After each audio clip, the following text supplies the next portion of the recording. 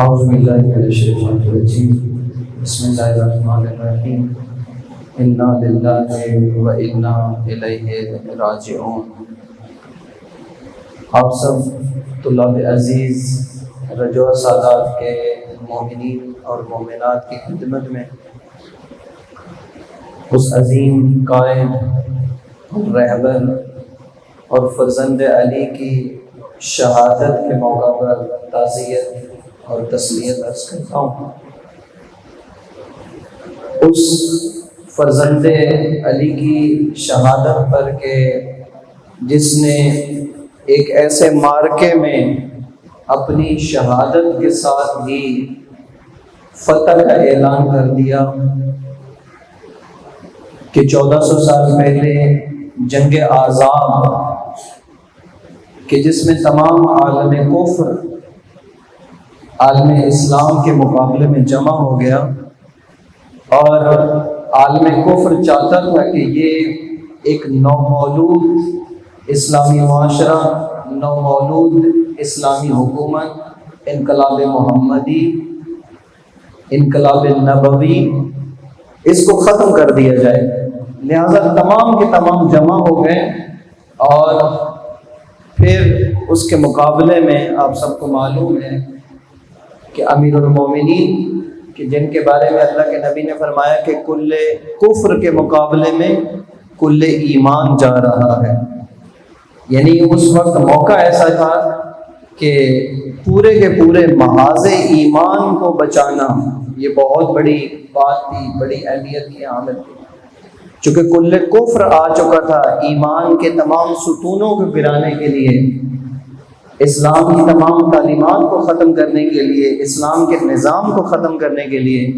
تو اللہ کے نبی نے فرمایا کہ آج کل کفر کے مقابلے میں کل ایمان جا رہا ہے۔ تو وہ اللہ نے جو فتح عطا کی امیر المومنین کے ہاتھوں سے، اور یہ وہی نسل امیر المومنین ہے، یہ وہی نسل کوثر ہے، یہ وہی فاطمہ الزہرا سلام اللہ علیہا کے فرزند ارجمند ہیں کہ جنہوں نے اس صدی میں اپنی شہادت سے پورے کل کفر کے مقابلے میں کل ایمان بن کر امیر المومنین کے اس راستے پر چلتے ہوئے، ان کے فرزند ہونے کا حق ادا کرتے ہوئے عالم کفر کو شکست سے دوچار کیا۔ اور دنیا کبھی یہ تصور بھی نہیں کر سکتی تھی کہ دو بڑی عالمی طاقتوں اور ان کے ساتھ تمام ان کے حواری علاقائی طاقتیں، بین الاقوامی جتنے بڑی طاقتیں ہیں، وہ امریکہ اور اسرائیل کے ساتھ کھڑی تھی، اور 38 سے 40 دنوں کے اندر یہ سب کے سب گھٹنے ٹیک گئے، اور انقلاب اسلامی کو اللہ تبارک و تعالیٰ نے فتح عطا کی۔ آج اس فاتح کا جنازہ اٹھا ہے، آج اس فاتح کا جنازہ اٹھا ہے۔ یہ کربلا کی تاثیر کا اثر ہے۔ دیکھیے کربلا اس صحرا کے اندر امام حسین علیہ السلام اور ان کے قریبی اصحاب کی لاشوں کو اٹھانے والا کوئی نہیں تھا، اور سید الشہداء کی لاش اطہر کو اٹھانے والا کوئی نہیں تھا، لیکن آج اس خون کی تاثیر دیکھیں کہ 14 صدیاں بعد اس راستے پر جو امام علیہ السلام نے فرمایا تھا کہ حل من ناصر ینصرنا، کوئی ہے جو میری مدد کرے، یعنی اس راستے کو آگے بڑھائے، تو الحمدللہ آج کروڑوں مسلمان راہ سید الشہداء کو، راہ حسینی کو طے کرتے ہوئے الحمدللہ اس راستے پر موجود ہیں۔ اور آج اس فرزند حسین کے جنازے کو اٹھانے کے لیے کہ کربلا کے میدان میں کوئی ایک کندھا نہیں تھا اس جنازے کو اٹھانے کے لیے، آج اس کے فرزند کو اسی امام کے خون کی تاثیر کی بدولت کروڑوں کندھے آج اس جنازے کو اٹھانے کے لیے موجود ہیں۔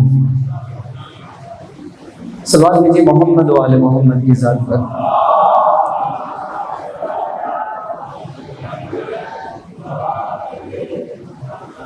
لیکن ہمیں جس طرح ائمہ کی زندگیوں کے بارے میں ایک ارمان ہمیشہ باقی رہتا ہے کہ ہم ائمہ کی زندگیوں کے بارے میں سمجھیں کہ ان کی ہستی، ان کی شخصیت کیا تھی۔ ممکن ہے بہت ساری شخصیات مشہور ہوں لیکن وہ عظیم نہ ہوں، کوئی فلمی ایکٹر ہو، کوئی کرکٹر ہو، وہ مشہور بہت ہوتے ہیں، لیکن ان کے ہاں علمی، فکری، اخلاقی عظمت نہیں ہوتی، لیکن رہبر معظم ایک ایسی معروف و مشہور شخصیت کا نام ہے کہ پوری 1100 سالہ جو فقاہت اور مرجعیت کا دور ہے اس کے اندر کم ہی ایسی شخصیات ہیں کہ جن کے پاس ایک ہی وقت میں 3 عہدے موجود ہوں۔ سب سے پہلے وہ مقام فقاہت پر موجود ہو، یہ رہبر معظم مقام فقاہت پر موجود۔ دوسرا مقام مرجعیت، مرجعیت کا مقام یعنی دنیا بھر کے لاکھوں کروڑوں لوگ ان کے مقلد ہیں، ان کو اپنا مرجع سمجھتے ہیں۔ اور تیسرا اہم مقام قیادت ہے۔ ممکن ہے ایک شخص فقیہ ہو لیکن وہ مرجع نہ ہو، ممکن ہے ایک شخص مرجع ہو لیکن وہ ملت اسلامیہ کا قائد اور رہبر نہ ہو۔ اللہ تبارک و تعالیٰ نے اس سید کو، علی بن ابی طالب کے اس فرزند کو، یہ تینوں مقامات عطا کیے ہیں کہ وہ ایک ہی وقت میں مقام فقاہت پر بھی ہیں،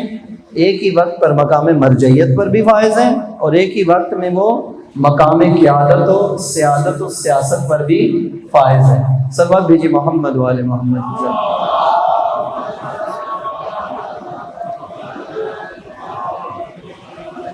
بعض شخصیات اتنی بڑی ہوتی ہیں، اتنی عظمت کی حامل ہوتی ہیں کہ وہ زمانہ چھوٹا ہوتا ہے اور اس شخصیت کا وزن اور اس کی وسعت زیادہ ہوتی ہے، زمانہ ان شخصیات کو اپنے اندر سمیٹ نہیں سکتا۔ لبنان کے ایک عیسائی رائٹر ہیں جن کا نام خلیل جبران خلیل ہے، توجہ فرمائیے گا چونکہ مجھے لمبی بات نہیں کرنی، 5-7 منٹ صرف آپ کو زحمت دینی ہے، چونکہ مجھے بعد میں چینی اوٹ میں جا کر وہاں بھی گفتگو کرنی ہے۔ تو وہ خلیل جبران خلیل یہ کہتے ہیں کہ امیر المومنین علی بن ابی طالب ایک ایسی شخصیت ہے کہ وہ زمانہ امیر المومنین کا زمانہ نہیں تھا، یعنی وہ زمانہ چھوٹا تھا، امیر المومنین کی ہستی اور شخصیت اتنی بڑی تھی کہ اس زمانے کے لوگ امیر المومنین کو پہچان نہیں سکے، اس زمانے کے لوگ امیر المومنین کی صلاحیتوں سے، ان کی استعداد سے فائدہ نہیں اٹھا سکے۔ کہا کہ کچھ شخصیات اتنی بڑی ہوتی ہیں کہ زمانہ چھوٹا ہے، زمانے کا ظرف چھوٹا ہے اور شخصیت کی وسعت زیادہ ہے۔ پھر کہتے ہیں کہ کاش علی ایسے زمانے میں آتے کہ جس زمانے کے لوگ علی کو پہچان سکتے۔ یہ اس وقت بھی امیر المومنین کے دردوں میں سے ایک بڑا درد یہی تھا کہ مجھے پہچانا نہیں گیا، مجھ سے فائدہ نہیں اٹھایا گیا۔ اسی وجہ سے مالک اشتر نے یہ جملہ کہا تھا جنگ صفین میں کہ کاش مالک اشتر قادر ہوتا، علی کو ایسے زمانے میں لے کر جاتا کہ جس زمانے کے لوگ علی کو پہچان سکتے اور علی سے فائدہ اٹھاتے۔ وہ علی جو کہہ کر گئے سلونی سلونی قبل ان تفقدونی، کہ مجھ سے پوچھ لو قبل اس کے کہ میں تمہارے درمیان سے چلا جاؤں، میں زمین کے راستوں سے زیادہ آسمان کے راستے جانتا ہوں۔ یعنی وہ ایک ایسا قائد اور رہبر اس سماج اور سوسائٹی کو ملا کہ جو اس سماج اور سوسائٹی کو یعنی انسانی کمالات کی بلندیوں پر فائز کرنا چاہتا تھا۔ اب آئیے رہبر معظم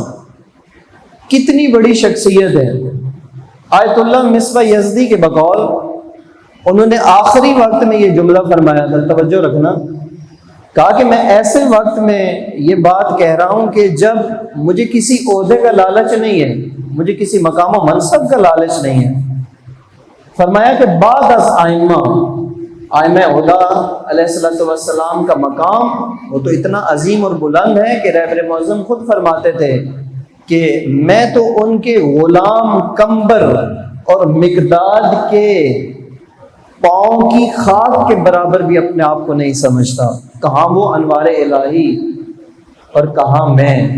یعنی وہ اس قدر ائمہ ہدیٰ علیہ السلام کے سامنے، ان کی عظمت کے سامنے، ان کی اصحاب کی عظمت کے سامنے اپنے آپ کو حقیر سمجھتے تھے۔ آیت اللہ مصباح یزدی کے بقول کہ میں نے جتنا 1400 سالہ تاریخ کا مطالعہ کیا ہے، بعد از ائمہ کے علاوہ ان سے تو کوئی تقابل ہی نہیں ہے نا،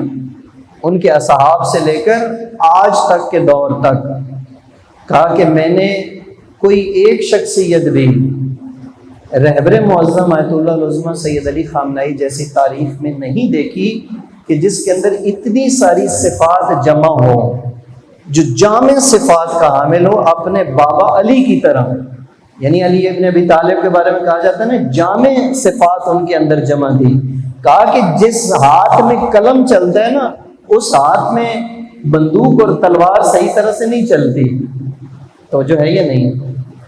لیکن امیر المومنین اس ہستی کا نام ہے کہ جس کو اگر محراب عبادت میں دیکھیں تو لگتا ہے کہ علی نے پوری زندگی سجدوں کے علاوہ کچھ کیا ہی نہیں ہے. اسی علی کو اگر محاذ جنگ پر دیکھیں تو لگتا ہے کہ علی نے آج تک صرف تلوار چلانا سیکھی ہے. اسی علی کو اگر سخاوت کی میدان میں دیکھیں تو دنیا کا ہر سخی ان کی سخاوت کے سامنے شرمندہ ہوتا ہوا نظر آتا ہے. اسی علی کو اگر ممبر سلونی پر آ کر دیکھیں تو دنیا کا بڑے سے بڑا عالم بھی کہتا ہے کہ اگر علی نہ ہوتے تو میں ہلاک ہو جاتا. صلوات بھیجیے محمد والے محمد.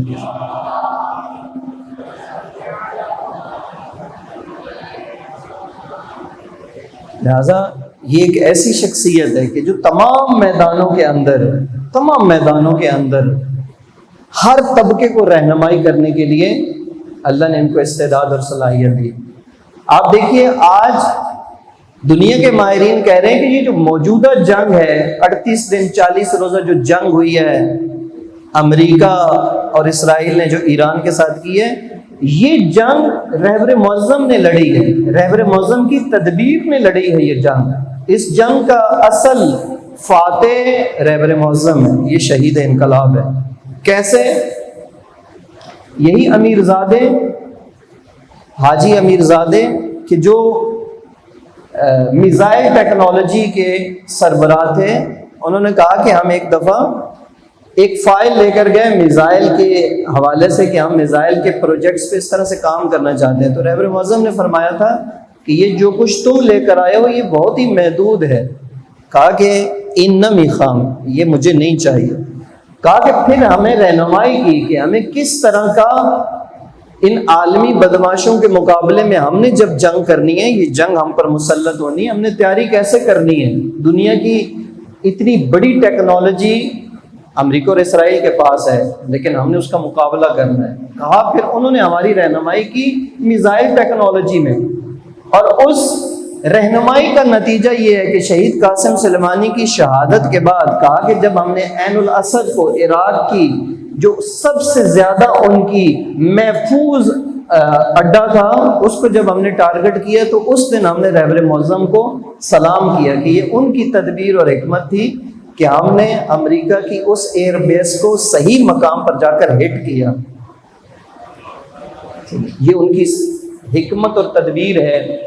سید حسن نصر اللہ بھی یہی فرماتے تھے کہ جب میں آیا ان سے ملنے کے لیے تو میں نے جب اپنی حزب اللہ کی عسکری حوالے سے بریفنگ دی تو رہبر معظم نے میری بریفنگ کے بعد جب میری رہنمائی کی تو میں ششدر رہ گیا کہ یہ تو ایک عالم ہے، یہ تو ایک فقیہ ہیں، لیکن یہ اسلحے کے بارے میں بھی اتنی معلومات رکھتے ہیں کہ مجھے رہنمائی کی کہ تم اس طرح سے اپنے لیے عسکری میدان میں پلاننگ کرو. اللہ نے ایک ایسا عظیم عطیہ ملت اسلامیہ کو عطا کیا تھا. بس آخری بات اور پھر آپ کی زحمتوں کو تمام صلوات دیجیے محمد و آل محمد کی ساتھ.